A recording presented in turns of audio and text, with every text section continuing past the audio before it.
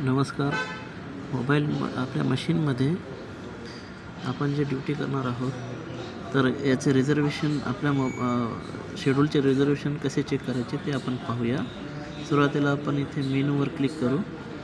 मेनूवर क्लिक केल्याच्यानंतर इथे ऑप्शन येईल, जसं की सुरुवातीला आपल्याला फंक्शन याच्यावर क्लिक करायचं. हे फंक्शनचं जे नाव आहे ना, तर या फंक्शनवर आपल्याला क्लिक करायचे. फंक्शनवर क्लिक केलं आपल्यासमोर असे ऑप्शन दिसतील. याच्यामध्ये आपण खाली स्क्रोल डाऊन केलं तर आपल्याला अजून स्क्रोल डाऊन करायचं आणि इथे हे बघा, हे ऑप्शन दिसेल आपल्याला, गेट OB तिकीट.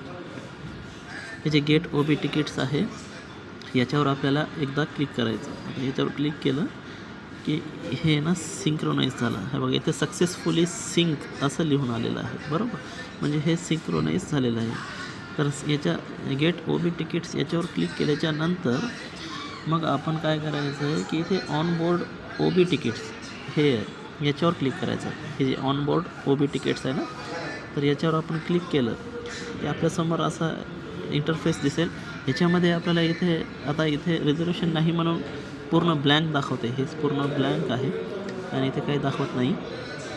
जर रिझर्वेशन असेल तर इथे सीट नंबर, प्रवाशाचे नाव आणि त्याचा मोबाईल नंबर एवढी माहिती आपल्याला येते. तर त्याचा मोबाईल नंबर पण आपल्याला मिळतो आणि हे सर्व माहिती त्याच्यावर येते. त्याच्यावर टिक मार्क करायचं आणि अलोकेटवर इथं 2 ऑप्शन येतात. अलोकेटवर क्लिक केलं की आपल्या मशीनमध्ये तो प्रवासी ॲड होऊन जातो. अशा पद्धतीने आपण रिझर्वेशन चेक करायचं आणि रिझर्वेशन चेक झाल्याच्यानंतर त्या प्रवाशाची नोंद ह्या पद्धतीने आपण करायची आहे. आता सध्या याच्यामध्ये रिझर्वेशन नाही आहे म्हणून इथे ब्लँक दाखवते, काहीच दाखवत नाही आहे.